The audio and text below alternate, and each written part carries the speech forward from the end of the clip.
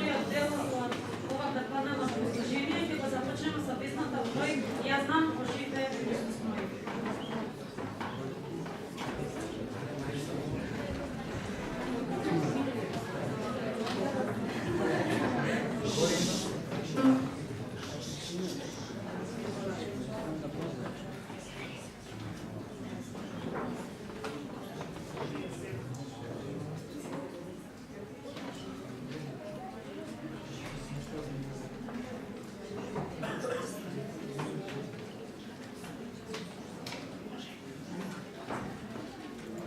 Може да станете да запиете.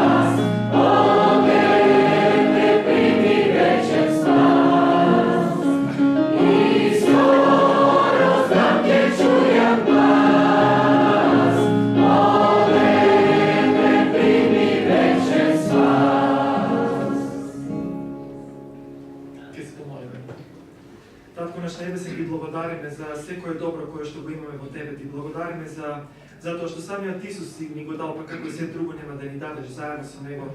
Ти благодариме за таа жртва која што беше принесена на крстот. Ти благодариме за таа победа над гревот која е извојувана со Христовата смрт. И ти благодариме затоа што таа победа нам секојдневно ни ја даваш во секој момент и во секое искуство.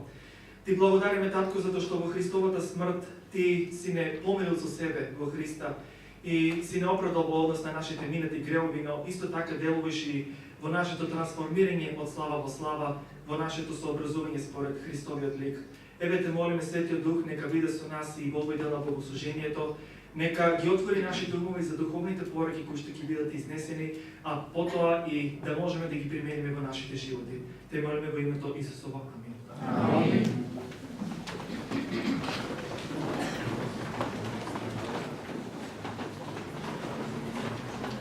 Еден ден ангелот тргнал со две корпи да помине со нив покрај луѓето. Едната од корпите била за молби, а другата била за благодарност. обиколувал така цел ден. И морал 3 пати да оди до небото со полна корпи со молби, а скоро празна била корпата за благодарност. Си мислел дека поради многото добра кои Бог ги окажувал на луѓето, требало да има многу повеќе дарови за благодарност. Драги браќи и сестри, може би не гледаме, не сме свесни колку нашиот Татко Небесен да благословува и надарува, но од срце, се она што ќе го дадеме, да го дадеме од срце да биде и да биде со полна душа и полна љубов. За таа цел ќе ги повикам Александар и Андреја да го соберат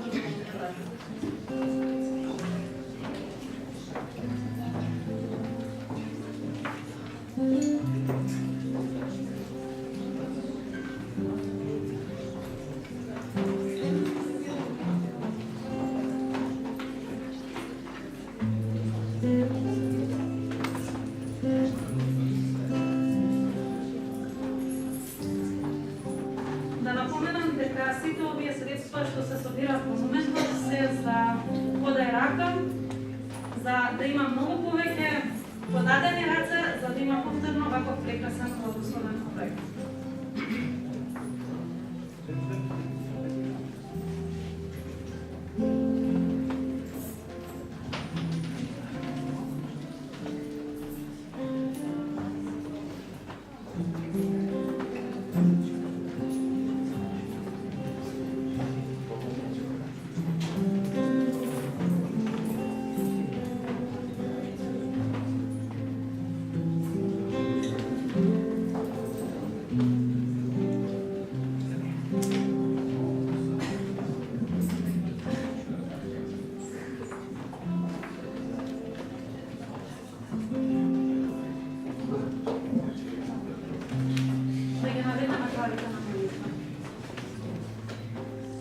Небесен, изврно сме ти благодарни од сето срце за сите овие благослови кои ни ги даваш за животот и здравјето.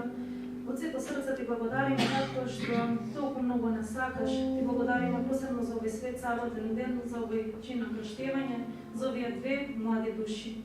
Ти благодариме од сето срце што постојано си над нас да водиш и чуваш. Молиме сега од сето срце да овој дар кој го собравме да ти го благословиш и да го намножиш. И да се употреби оному каде што е најпотребно. Ти води на чување и заштитене, а за сите сме неизмерно благодарни при сета чест, слава и слава во Христово име. Амин.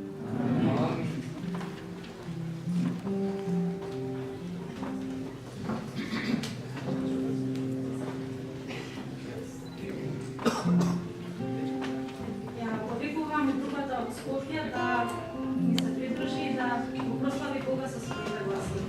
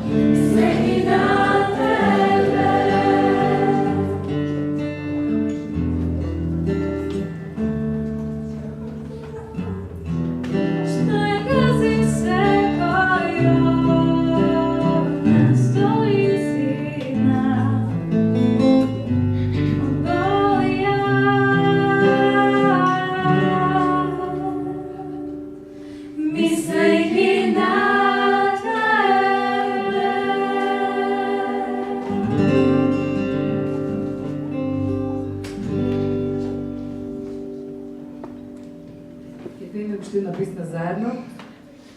Навистина убаво излезе оваа песна, бидејќи за сите гости, сите што сме присутни, ќе може да се пеат на својот јазик. Бидејќи англиска пееме на англиски, затоа пееме на строфа на англиски, на српски, на бугарски, на ромски и на македонски. да пееме сите заедно.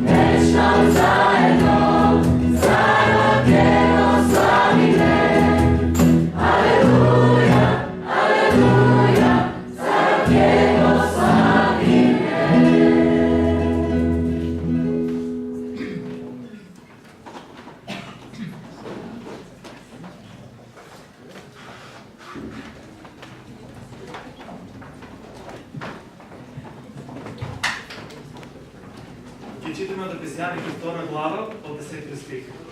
Имено негово дело сме, создадени во Христа Исуса за добри дела кои Бог ги подготви однапред за да живееме.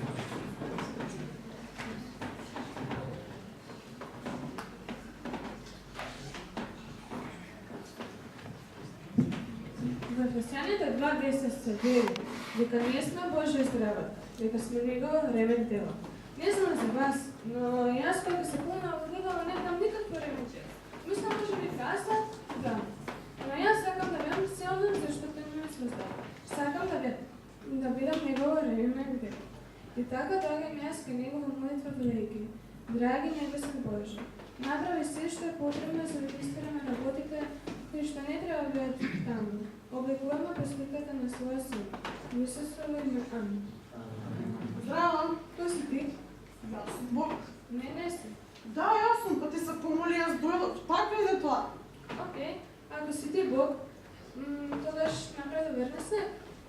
Знаеш, не би сакала да врне снег овде, затоа што ќе стане одвратно некако. Не, ти не си Бог. Зошто го велиш тоа се? Затоа што Бог не би кажал така. Па да, велам. Тој збор доаѓа од грчкиот збор. Океј. Ако си ти Бог, тогаш што пишува во Плач Јеремија 15 глава 9 стих? Плач Јеремија е кратка книга, има само 5 поглавја. А зошто е толку кратка? Па ми беше досадно од жалење. Океј. А ако си ти Бог, тогаш кој ќе победи во светското првенство во фудбал? Не ме интересираат мене толку многу игрите. Зошто тебе те интересира? Па да, ти навистина си Бог. Како дојде сега до тоа? Па ми одговори на моето прашање со прашање. Навистина? Да, јас го правам тоа, нели? Да види пак го направи. Ајде застани сега. Океј. Чекај, што ќе правиме? Ќе те направам моето оригинално ремек дело. Ова е процес. Океј. Чекай. Што се тие? Ова се алатките кои што ми се потребни за да направам моето оригинално ремендел. Ама чекай. Како ќе знаеш што да изделкаш и што да оставиш? Издалкам се што е во тебе, што не припаѓа. Нешто што не е од мене. Нешто како вишок или терет. Ако сме кај тоа, може ли да изгледаш баш овде? Оформена писамча само би била одлична. Изборав секакви вежби, па дори и ова, но ми беше онака непријатно и чудно. Смешна си. Па ти ми се озгледа. Јас го создадов и лука дрвецот. Тука дрвецот. Се што велам е дека кога станува збор за овој процес, кај повеќето мои деца сакаат само да зборуваат, а не и да делкам. Сакаш да зборуваш или да делкам? Зборуваш, делкам? Не, делкај.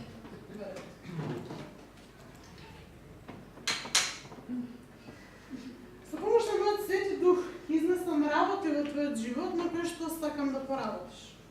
Например, твојот гнев. Јас ја создадов таа емоција, но ти ја користиш на погрешен начин. Споредуваш со другите наместо со мене. Кажуваш лаги за да ги задоволиш луѓето. Мрзлива си, а се обидаш да ги измамиш останатите дека си многу зафатана. Имаш проблеми со страст. Уоу, чекај, немам проблеми со страст. За вистина немаш проблеми со страст. Девојките немаат проблеми со страст. Девојките немале проблем со страст. Види, немај погрешно ме сватиш. Јас само велам да мислам дека ти си ја вршиш одлично работата, но не би било лошо да направиме мала пауза. И мислам дека добро изгледам сега. Ако ќе се погледаш во огледало, што гледаш? Себе. Тогаш јас морам да продолжам да делкам се додека ти и останатите во себе не го гледате мојот син. Види, немај погрешно ме сватиш, но јас па изгледам повеќе како твој син, но луѓето околу мене има многу година околу мене. Но мислам па дори на пријателите во мојата црква, па ми велат, о, па ти си сега посветен нас. Ја не сакам да се чувствува така. Значи, оно што го велиш е дека поправо би глумела Бог во одредени делови од твојот живот, наместо да ми дозволиш јас да бидам твој Бог целиот твој живот? Не реков така. Ама тоа го мислеше, нели? Да. Тешко се зборува со тебе, Боже. Ти знаеш се што мислам јас. Јас само велам да направиме мала пауза.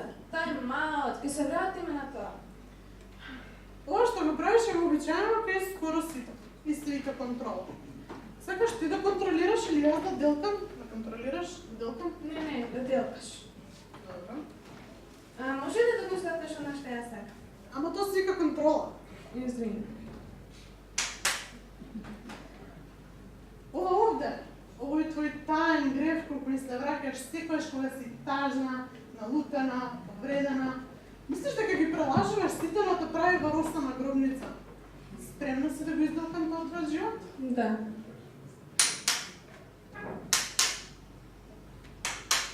Види, ова е процес. Ова не е шпринт трчање, маратон е. Тоа тој целиот живот. И толку се заинтересируваш што другите луѓе велат за тебе. Тоа е небитно. Единствена добра работа што ќе чуеш на крајот од твојот живот е кога јас ќе ти речам добро направено, верен и добар слуго, кон тоа насочи ги очите. Тоа е твојата награда, небесно брезна. А ова боли. Ова верувај, ова мене ме боли повеќе од колку тебе.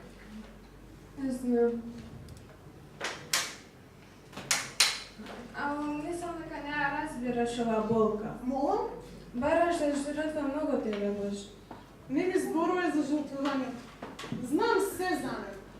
Го пратив својот син на крстот, за гревот, за казната, но го пратив и за уште една работа, да ти дадам слобода. Знаеш ли што е лудост? Лудост е да правиш исти работи одново и одново, а да очекуваш различни резултати. Има работи во твојот живот што ги правиш со години и не даваат резултати.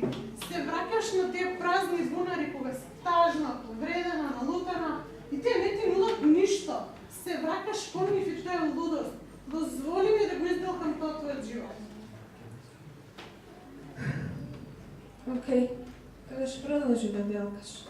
Но само биди ти подготвен со нешто да ме знаеш. Бидејќи јас знам кој е во мене. Јас секој утро станувам и се гледам ова гледало. И мразам кога гледам. Бидејќи длабоко во мене се наоѓа ова мала испарина несавршено дете, кој зборува како возрасен, се облекува како возрасен, и следам да ги завршам сите работи кои треба да ги завршам, окей? Не може да бидам оно што јас сакам, а не како оно што ти сме состав. Слушаше толку многу гласови, толку долго време, што не се од мене, и ти целосно поверува лагата, нели? Ти мислиш дека си ѓубре. Па види ме, јас не губам време создавајќи ѓубре. Како да ти објаснам дека мојата љубов кон тебе нема граници? Како да ти објаснам дека мојата љубов кон тебе се протега од исток до запад? Знам. Погледни во својот џеп. Што? Погледни во својот џеп. Ма зошто? Па сакаш се расправаш со мене? Погледни во својот џеп. О, Боже. Молам? Мислам, Боже, ќе направам тоа одма. Само што го изговори моето име залудно? Тоа само така се кажува. Тоа е повеќе од обично кажување.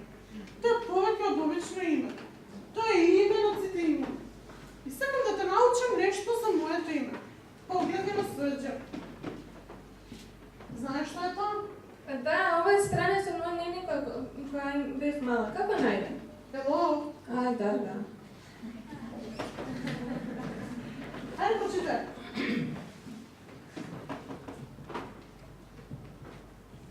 Јас го сакам мати. Не, другата страна. Драги Боже, денес ти предам се. Нема веќе ништо да задржам за себе. Твојата реч кажува дека од мене ќе направиш ремен тело и ќе ме употребиш за големи работи. Не знам како е тоа можно, но јас те сакам со сето своје срце. Затоа те молам, направи се што е потребно. Те сакам, Боже. Јас те сакам, Тамара. Те сакам премногу за да оставам овдека каде што си. Ова спасение за кое што се држиш не сакам да биде некое сентиментално делче или некое твое знаење, туку сакам да работиш на целиот твој живот. И кога ќе најдат проблеми, кога ќе се случат неволји, не гледај на тоа како на затвор, туку како на начин на кој што таткото ги дисциплинира своите деца. А таткото ги дисциплинира само оние што ги сака. Не знам, ама ќе биде тешко. Да, но ти целосно поверува во лагата дека се ќе биде лесно откако се ми предаде на мене, ќе биде тешко и ќе се случат неволји, но биди радосна, бидејќи јас го надминав овој свет.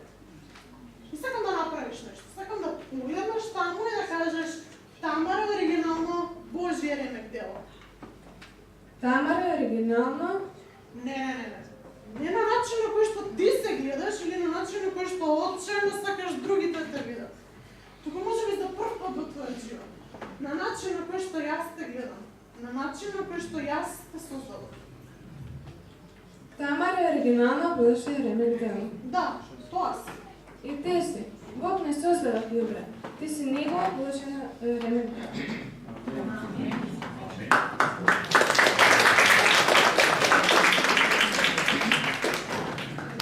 Пред самата проповед, која ќе ни изнесе пасторот Божидар, ги повикувам пасторот Томе да сподели нешто со нас. Песната што предното пеевме на повеќе јазици ме подсети и размислував за новата земја, уште ќе нема јазици, повика да денес уште има нова земја. Таму ќе пееме на кој јазик изборуваме? На небесен јазик. Наистина тоа е прекрасно. Сега може се мачиме дека читаме тие реченици на странски јазици. Меѓутоа, ние денеска, браќа, сви се го предизвикавме небото, очите на небото, на Бога да бидат насочени во палатарци. Затоа што две души, две срца го предаваат својот живот на Господу. Библијата вели кога еден грешник се кае, целото небо се радува. Па, братот Гедеон и братот Даниел ќе ги замолам овде да излезат и да им дачиме свидетелство, да се сеќават на денот за нивното објашнување.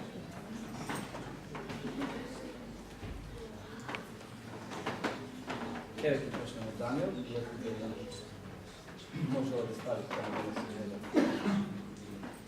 Еве за братот Даниел му го подарувам текстот од 2 Тимотиева, 2 глава, 22 стих, кој вели: бегај од младинските желби, стреми се кон правда, вера, љубов и мир со оние кои го повикуваат Господа од чисто срце. Брате Даниел, честитам и воедно посакувам добре дојде. црквата овде во Калавец и тој ќе членува во нашата црква. Млад дечко, младо момче, има дарови способности, знае да свире, така да ќе биде од благослов за нашата црква од Калавец. Господа те чува и благослов. Ево една книга.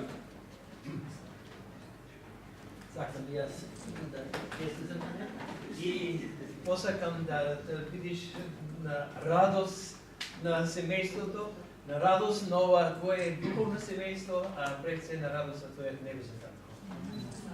Елијан, те ги те честитам и ти доаѓаш од црквата Прилеп, тамо кај што сум ја пастор, во име на верниците од црквата Прилеп, еви за тебе една посвета, стихот Тимотеева 1:4-12. Вели: никој да не те презира заради твојата младост, туку биди пример на верните во словото, во проповедувањето, во верата и така натаму. Господ те благослови и ти имаш дарови способности, еден многу убав знај да свириш. Така да тој е на благослов на црквата во Прилеп, нека и тебе те Бог благослови. Јас честитам, сакам да те благослови и да сите твои дарови што ги имаш на вистината да користиш, да Бог се прослави како тебе.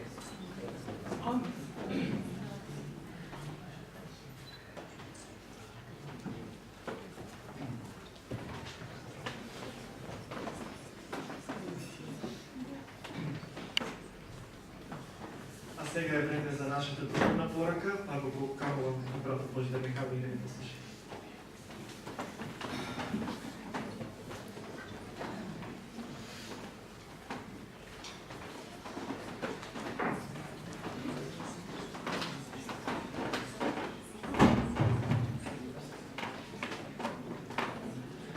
Ja vas sve srdačno pozdravljam. Radujem se što sam danas sa vama ovdje. Zahvalan sam na pozivu da dođem u Makedoniju. Istina, ovaj poziv je došao još prije 3 godine možda. Ali eto, bila je Božja volja da ovog ljeta budem ovdje sa vama. Želim vam se zahvalim na svemu. Ja sam stvarno uživao u protekloj sedmici, u svim aktivnostima koje smo imali. Zahvalan sam Bogu što sam upoznao vas, divne, mlade ljude iz Makedonije, iz Bugarske, iz drugih zemalja. Evo, upoznao sam drugare iz Štipa, iz Velesa, iz Prilepa, iz Kavdaraca, iz Koplja, Šutke, Orizari i mnogih drugih mjesta. I iskreno se nadam da ovo nije posljednji put da dolazim u Makedoniju, da ćemo nekom drugom prilikom ponovo da se gledamo.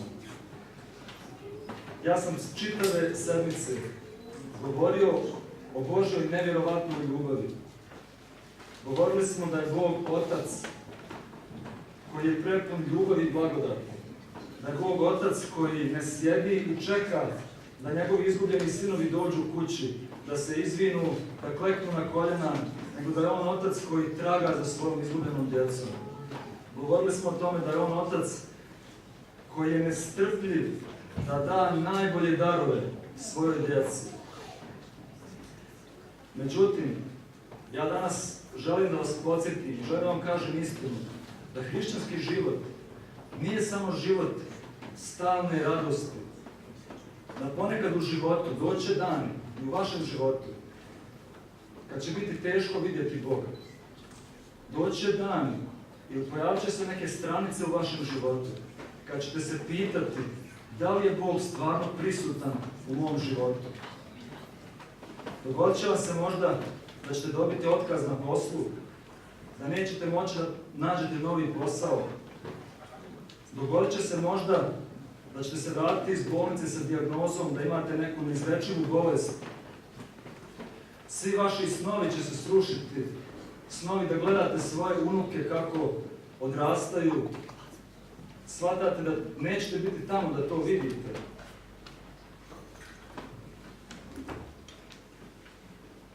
Zahvaljujem. Svi ovakvi događaji unose strah u naše srce, unose led u naše srce. A znate šta je najstrašnije u ovakvim događajima? Za nas hrišćane, za nas Božje sljedbenike. Nije najstrašniji taj događaj koji nam se dešava, nego je najstrašnije saznanje da nas je Bog napustio, da Bog nije prisutan u našem životu, da ne vidimo Boga u svom životu. U čitavoj ljudskoj istoriji nije bilo čovjeka koji je više osjetio i doživio Božju odsutnost nego što je bio Jov. Ja vas pozivam da svi zajedno otvorimo knjigu o Jovu. Prvo poglavlje.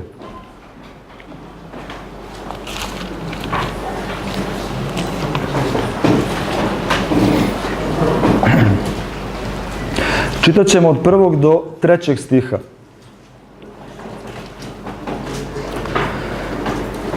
Bijaše čovjek u zemlji Uzu po imenu Jov. I taj čovjek bijaše dobar i pravedan. I bojaše se Boga i uklanjaše se od zla. I rodi mu se 7 sinova i 3 kćeri. I imaše stoke 7.000 ovaca i 3.000 kamila i 500 jarmova volova i 500 magaraca i čeljadi veoma mnogo. I biješe taj čovjek najveći od svih ljudi na istoku. Ovaj tekst nam kaže da je Jov bio dobar i pravedan čovjek, da se bojao Boga, uklanjao se od zla. I zato što je Jov bio tako dobar čovjek i pravedan čovjek, Bog ga je blagoslovio. Blagoslovio ga je bogatstvom. Blagoslovio ga je u svemu, tako da je Jov postao najveći čovjek od svih ljudi na istoku. Međutim, stvari će se promijeniti u ovoj zemlji Uzu. U biblijskom izvještaju scena se mijenja i mi vidimo razgovor Boga i Sotone. I Sotoni u tom razgovoru, nećemo sve čitati, u Sotoni je dopušteno da rasturi Jovov život. Ono što je interesantno je da pisac knjige piše ovu knjigu kao jednu dramu ili kao jedno pozorište. Ali ovo pozorište ili ova drama se odvija na 2 nivoa. Zamislite pozorište gdje imate gornju scenu i imate donju scenu.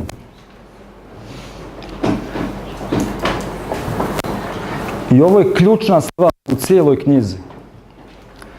Ljudi koji su na zemlji, Jov, oni ne vide gornju scenu. Mi vidimo i gornju i donju scenu. Ali Jov i ljudi na zemlji, oni samo vide ono što je dole, ono što je na zemlji. Jov samo vidi da je izgubio svo svoje bogatstvo, da je izgubio svoju stoku, da je izgubio svoje sluge, izgubio svoju djecu. Sve je izgubio. I mi čekamo kako će Jov reagovati. Kako Jov reaguje? Evo da čitamo od 20. stiha. Tada usta Jov i razdrije plašt svoj i ostriže glavu i pade na zemlju i pokloni se i reče: Go sam izašao iz utrobe matere svoje, go ću se i vratiti onamo. Gospod dade, Gospod uze, da je blagosloveno ime Gospodnje. Za trenutak ponovo se scena mijenja i ponovo nam pisac pokazuje gornju scenu. I opet vidimo razgovor Boga i Sotone. Glavno pitanje u ovoj sceni je: da li se Jov uzalud boji tebe, Bože? Drugim riječima, Jov te se boji zato što si ga ti blagoslovio. Oduzmi od njega te blagoslove. Prestani da ga blagosiljaš i Jov će te psovati u oči. I ovo je glavno pitanje čitave knjige. Da li čovjek može da bude odan Bogu i u patnji? I tako je Jov ponovo pogođen drugim talasom patnji. Sada je njegovo tijelo i njegova koža u bolovima. I njegova reakcija je sad pomalo drugačija. Ne pada na zemlju, ne kaže da je blagosloveno ime Gospodnje. Šta radi Jov? Evo da pročitamo 9. i 10. stih. Ili od 8. Tada on uze crijep, pa se strugaše i sjeđaše u pepelu. I reče mu žena: hoćeš li se još držati dobrote svoje? Srpski prevod kaže blagoslovi Boga. Ne znam šta piše u makedonskom. U originalnom tekstu ona kaže prokuni Boga. U makedonskom. Prokuni Boga pa umri. A on joj reče: govoriš kao luda žena. Dobro smo primali od Boga, a zla zar nećemo primati? Uza sve to ne sagriješi Jov usnama svojim. Njegova žena, ona je također izgubila svu svoju djecu. Gleda svog muža u bolovima i kaže mu vjerovatno ono što i njemu prolazilo kroz glavu. Ostavi se Boga, prokuni Boga i umri. I šta Jov njoj kaže? Jov ne proklinje Boga, ali zapazite šta on kaže. Dobro smo primali od Boga, a zlo, zar nećemo i zlo primati od Boga? Jov se sada bori da razumije Boga. Zar je Bog neko ko šalje zlo? Da li je Bog zaista ljubav? Jov nije sagriješio, tekst kaže, ustima svojim, ali u srcu svome Jov je počeo da se koleba. I tekst nam dalje govori kako su 3 njegova prijatelja čuli za Jovovu patnju. Živjeli su daleko od njega, odlučili su da dođu i da ga posjete. I evo da čitamo od 11. stiha. A 3 prijatelja Jovova čuše za sve zlo koje ga zadesi i dođoše svaki iz svojega mjesta, Elifas Temanac i Bildad Sušanin i Sofar Namačanin. Dogovoriše se da dođu da ga požale i potješe. I podigavši oči svoje iz daleka ne poznaše ga. Tada podigoše glas svoj i stadoše plakati i razdriješe svaki svoj plašt i posuše se prahom po glavi bacajući ga u nebo. Ja ne znam jeste vi imali priliku nekad da dođete u bolnicu i posjetite nekog bolesnika koji baš loše izgleda. Kad dođete tamo i posjetite njega, šta mu kažete? A ne kažete mu pravu istinu. Kažete mu, ma dobro ti izgledaš, ma bit će sve dobro, nemoj da se brineš. A ovdje kaže da su Jovovi prijatelji bili potpuno nepripremljeni. Kad su oni ugledali Jova, oni su toliko bili šokirani da su počeli da plaču, da viču i da kidaju svoju odjeću. I onda tekst kaže dalje, i sjeđahu kod njega na zemlji 7 dana i 7 noći i ni jedan mu ne progovori riječi, jer viđahu da je bol vrlo velik. Možete zamisliti, prijatelji došli da ga utješe i toliko je taj bol velik, toliko prizor strašan. 7 dana sjede sa Jovom i niko ne progovara ni jedne riječi. 7 dana potpuna tišina.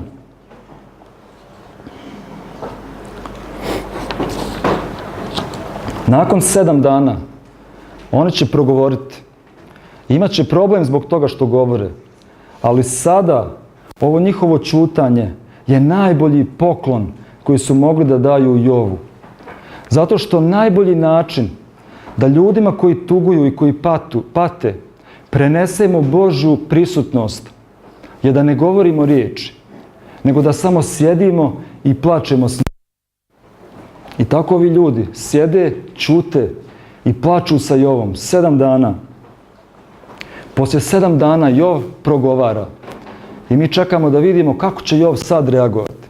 Kad bi samo rekao, Gospod dade, Gospod uze, ovo bi bila najkraća moguća knjiga.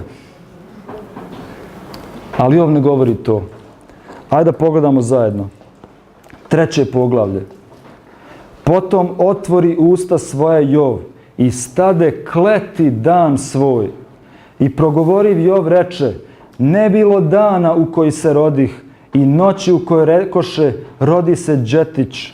Bio taj dan tama, ne gledao ga Bog odozgo i ne osvjetljavala ga svjetlost. Mrak ga zaprznio i sjen smrtni, oblak ga obastirao, bio strašan kao najgori dani. Noć onu osvojila tama, ne radovala se među danima godišnjim, ne brojila mjesece. Gle, noć ona bila pusta, pjevanja ne bilo u njoj, kleli je kunu dane. Jov proklinje dan kad je rođen. Zahtijeva da se taj dan ukloni iz kalendara.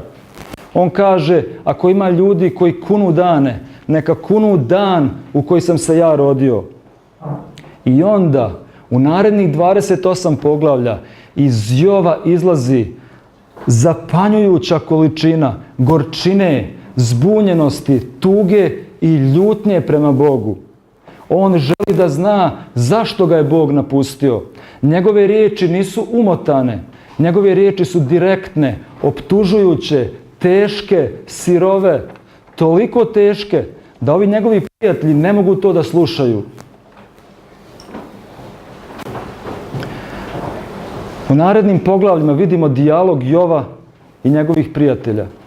Njegovi prijatelji govore Jovu teologiju koja je bila popularna u to vrijeme.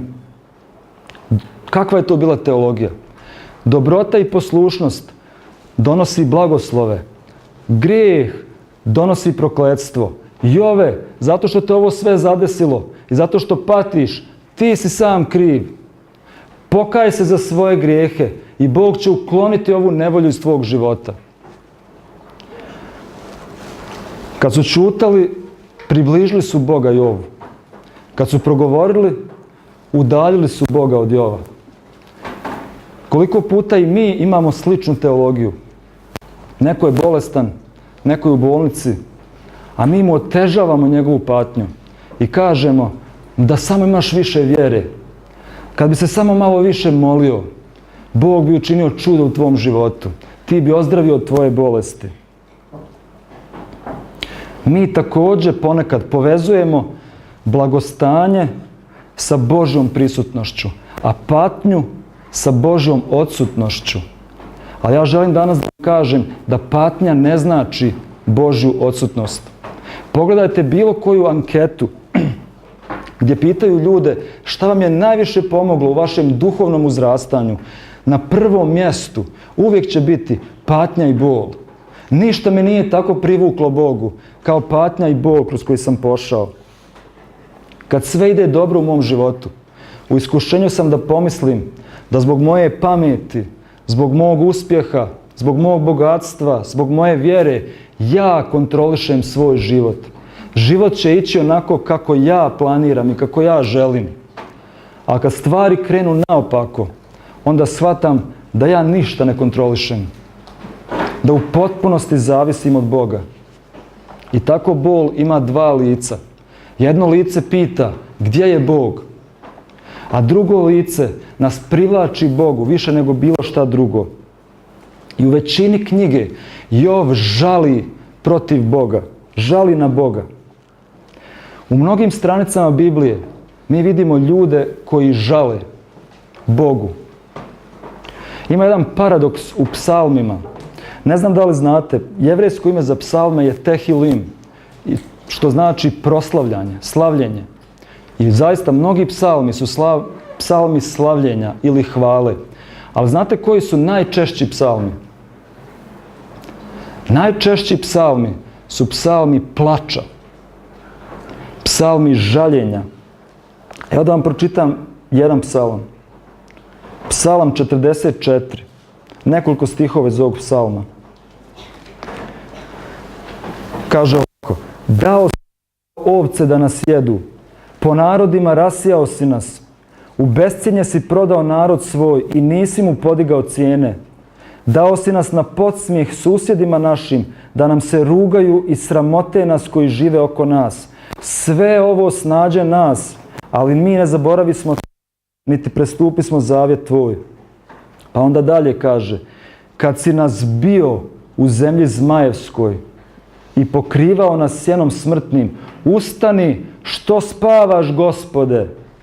Probudi se, nemoj nas odbaciti za svagda.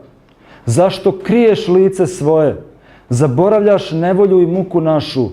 I duša se moja vrlo uzdrhtala. A ti, Gospode, dokle ćeš? Da vas pitam nešto. Kad ste se vi zadnji put molili ovakvu molitvu? Jeste se ikada molili ovakvu molitvu? Da li biste se ikada molili ovakvu molitvu?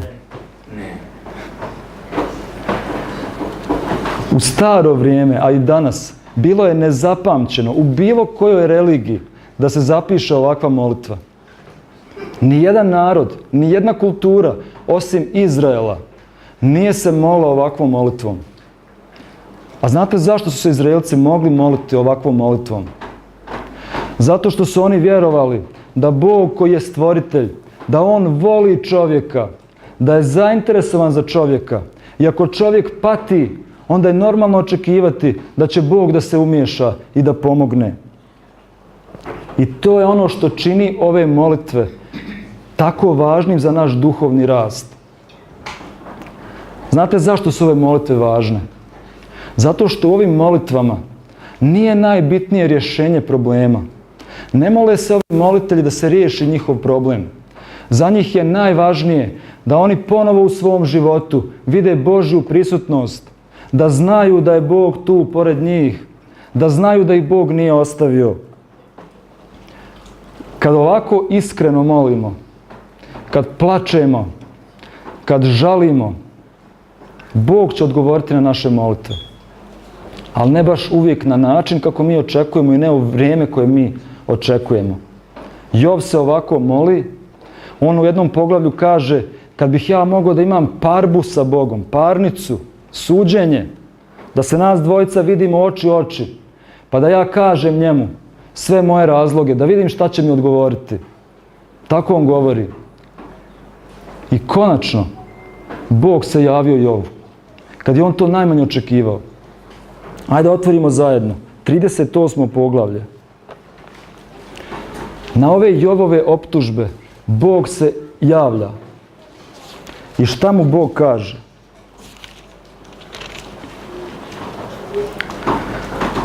Od 1. stiha. Tada odgovori Gospod Jovu iz vihora i reče: ko je to što zamračuje savjet riječima nerazumno? Opaši se sada kao čovjek, ja ću te pitati, a ti mi kazuj. Gdje si ti bio kad ja osnivah zemlju? Kaži ako si razuman.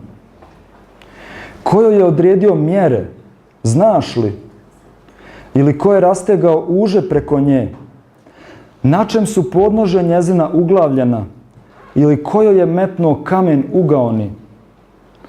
Kad pjevahu zajedno zvijezde jutarnje i svi sinovi Božji klikovahu? Ili ko je zatvorio more vrtima kad ih kao iz utrobe izide? I tako dalje, i tako dalje. Bog postavlja pitanja Jovu. Bog uopšte ne odgovara na Jovova pitanja. Bog mu ne govori o gornjoj sceni. Ne govori mu zašto ga zadesila patnja. Nego mu Bog postavlja mnoštvo pitanja na koja Jov ne može da odgovori. Zašto Bog postavlja Jovu ova pitanja? Da li zato da mu pokaže, ja sam svemogući Bog, ja sve znam, a ti samo čovjek, ti ne znaš ništa? Ja vjerujem da Bog ima jednu drugu svrhu sa ovim pitanjima. Kroz sva ova pitanja Bog želi da pouči Jova o svom karakteru. Želi da mu kaže kakav je on Bog. Sva pitanja su ispunjena dokazima o Božjoj ekstravagantnoj, nevjerovatnoj dobroti i brizi. Čak i onda kad nema nikakvog razloga za to. Pogledajte par stihova. 38. glava, 25. stih. Kaže ovako. Bog govori Jovu. Ko usmjerava pljuskove kišne, da bi kiša padala na zemlju gdje čovjeka nema, na pustoš u kojoj nema čovjeka zemaljskog, da napoji pusta i nerodna mjesta, da učini da trava nikne. Znate šta, ovo ljudima na istoku, ovo su vrlo šokantne riječi. Zato što kod njih nema puno kiše. Voda se ne baca tek tako, voda se skuplja i koristi se veoma racionalno. A ovdje Bog kaže nešto neshvatljivo za njih. Bog natapa kišom zemlju gdje niko ne živi. Ima pustinja gdje nema nikoga, ni ljudi ni životinja. A Bog natapa tu pustinju kišom. U toj pustinji teče rijeka zato što je Bog pustio kišu.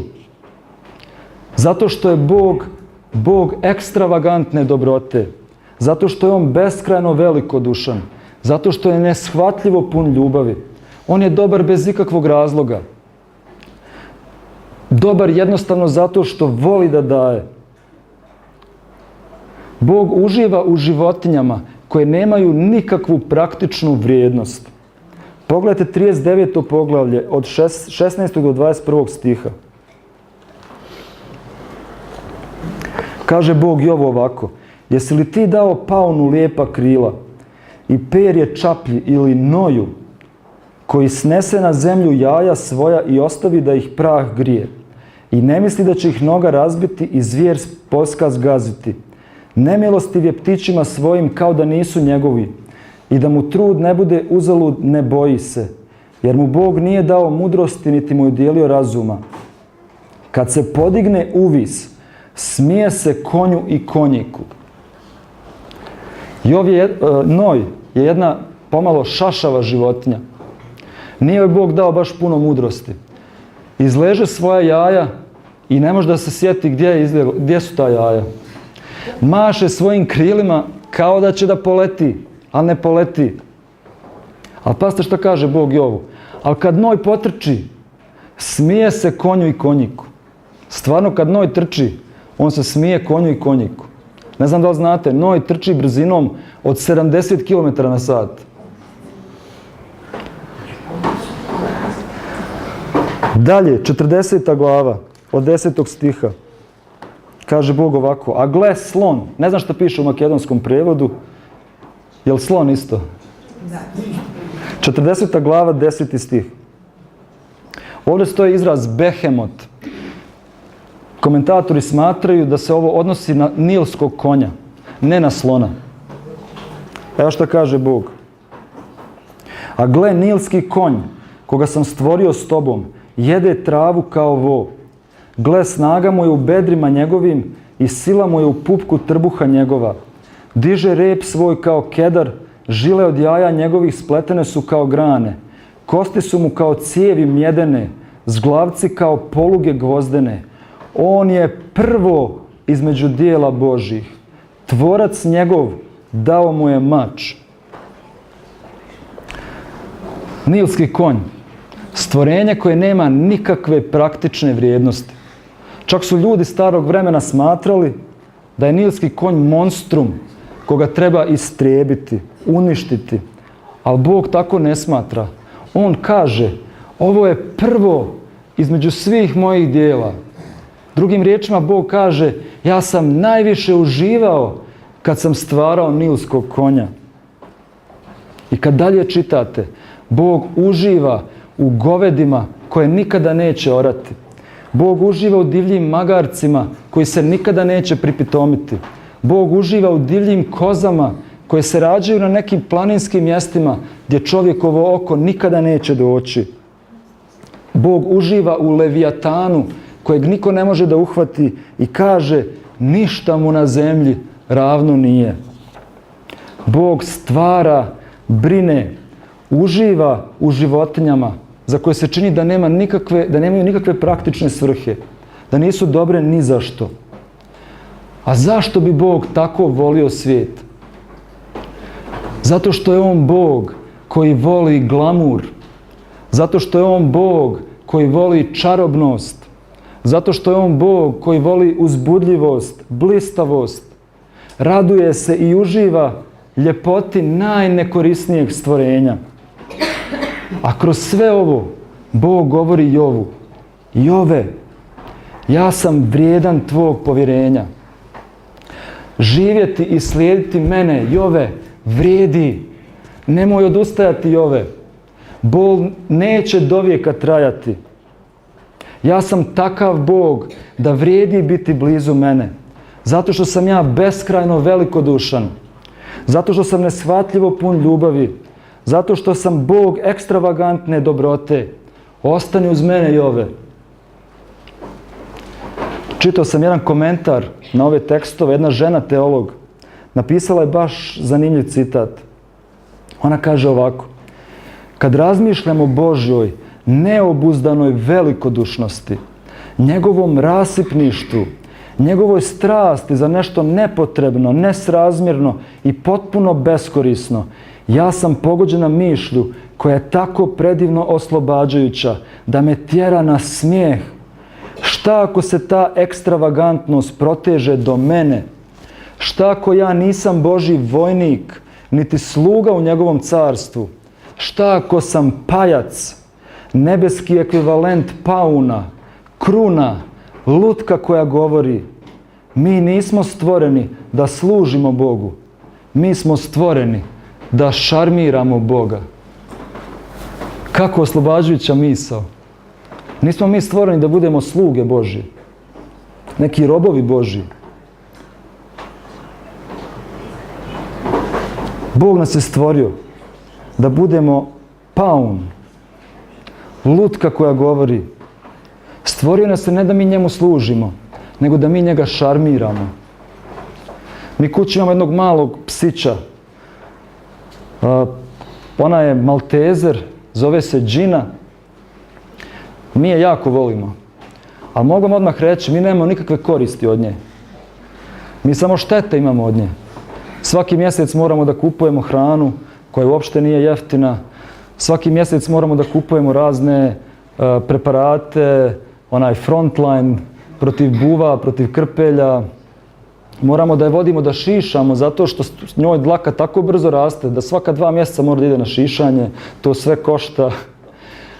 Ali mi uživamo u tom našem psu. Uživamo iako nemamo koristi. Zato što ona i nije tu da imamo mi neku korist od nje. Ona je tu da nas šarmira. Mi je volimo zato što kad ja dođem kući s posla, ona čim čuje ključeve u vratima, ona odmah dotrči do vrata i onim svojim šapicama grebe po vratima. I ne može da dočeka da ja uđem u kuću. I kad ja uđem u kuću, ona je toliko uzbuđena, ona je toliko zadihana, ona ne može da se opusti nikako. Toliko je drago kad mene vidi. Uživamo da gledamo nju kad onako blesavo i šašavo trči za svojim repom. Tako Bog posmatra nas. Ne voli nas Bog zato što On ima neke koristi od nas. Zato što nas je stvorio da budemo lutka, da budemo kruna, da budemo paun, da ga šarmiramo. Bog se raduje, Bog je uzbuđen kad nas posmatra.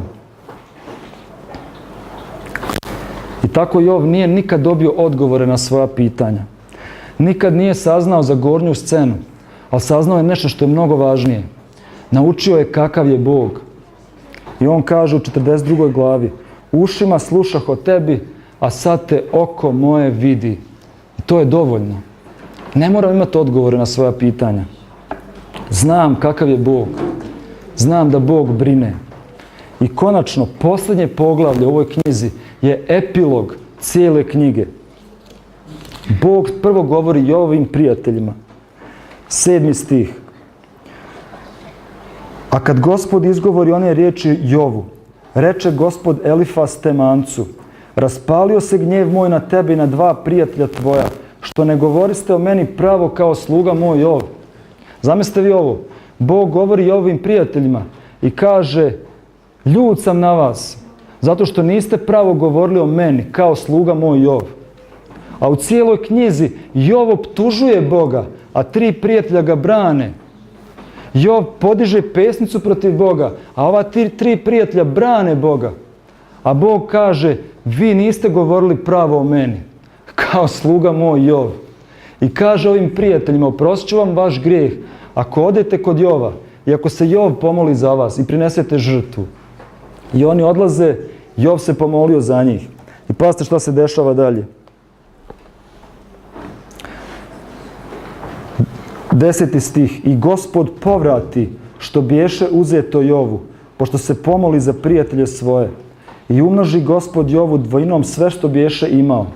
I 12. stih. I Gospod blagoslovi pošedak Jovov više nego početak. Te imaše 14.000 ovaca i 6.000 kamila i 1.000 jarmova volova i 1.000 magarica. I imaše 7 sinova i 3 kćeri. A prvoj nadje ime Jemima, a drugoj Kesija, a trećoj Kerempuha.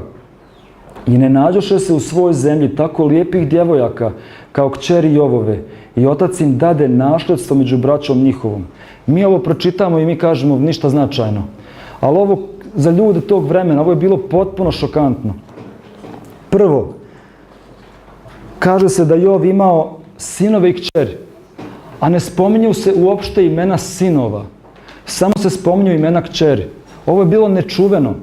Otvorite bilo koju genealogiju u Starom Zavjetu. Vidjet ćete da su tamo samo sinovi. Samo su sinovi važni. Samo su sinovi zapisani u genealogijama. Jov ne spominje imena sinova, nego spominje imena kćeri. Opet njihova imena su jako neobična. Znate da u to vrijeme Jevreji su davali imena koja su imala značenje neko, teološko značenje. Ovdje sva 3 imena govore o ljepoti. Pogledajte šta znači ova imena.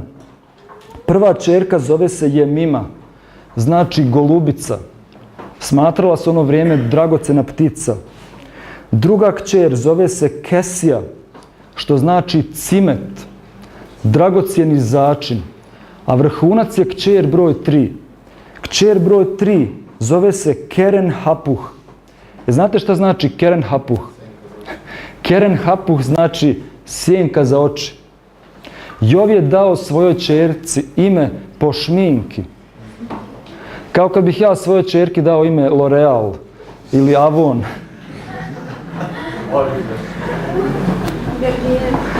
I ne samo to, nego Jov daje nasljedstvo svojim kćerima. Opet nečuveno. Nasljedstvo se davalo samo sinovima. Sinovi su bili strateški važni. Zašto bi neko dao nasljedstvo kćerima? Kad će kćer da se uda, ode u neku drugu kuću i tamo će da brine o roditeljima muža, a ne o svojim roditeljima. A ovdje Jov daje nasljedstvo svojim kćerima. Zašto nam pisac uopšte ovo sve iznosi? Zato što sada Jov uživa i daje najmanje korisnim stvorenjima. Zato što je Jov sada ekstravagantno dobar. Zato što je Jov beskrajno velikodušan i neshvatljivo pun ljubavi. On daje bez ikakvog razloga. Da li vas Jov podsjeća na nekoga? Đavo je bio totalno u krivu u vezi Jova.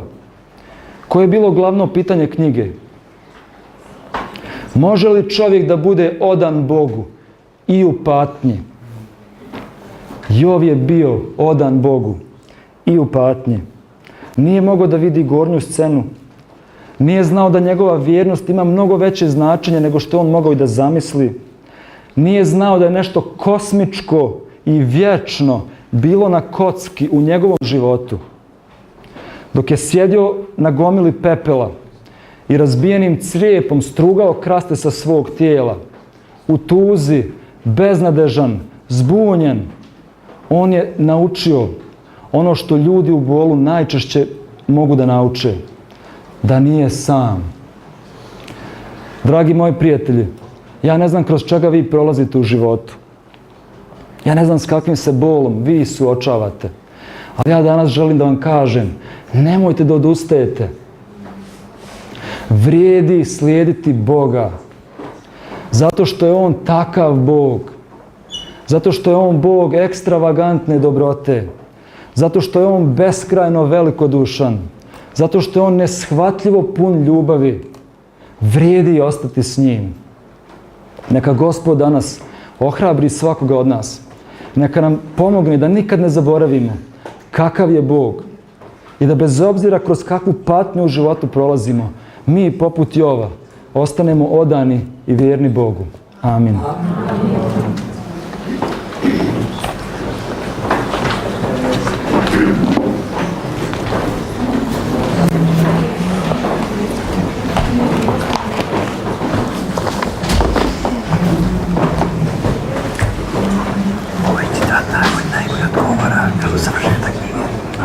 Благодаря на пастора Божия свещената порука, а сега за краja na prvo izbučenje, a peve himna na polaka i potom je završene sa molitvom o Božjem.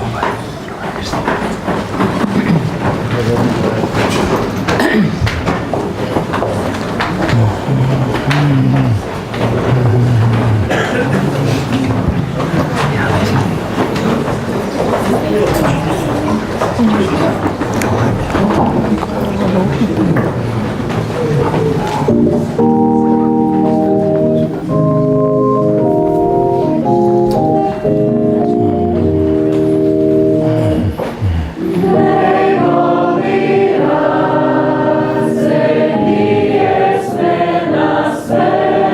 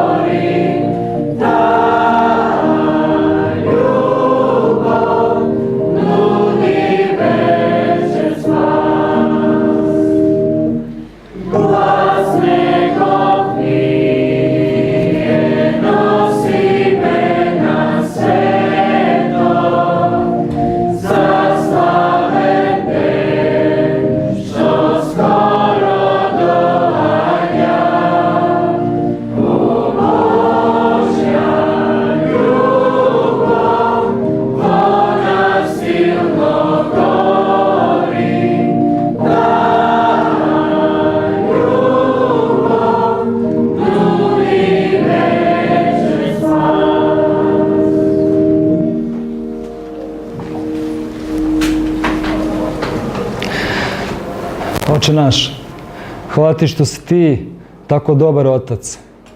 Hvala ti, Oče, što si ti nesvatljivo pun ljubavi. Hvala ti što si nas stvorio da bi uživao u nama.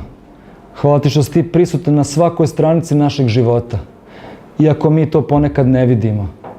Pomozi nam, Oče, da naš odnos sa tobom bude iskren i otvoren, poput Jovovog.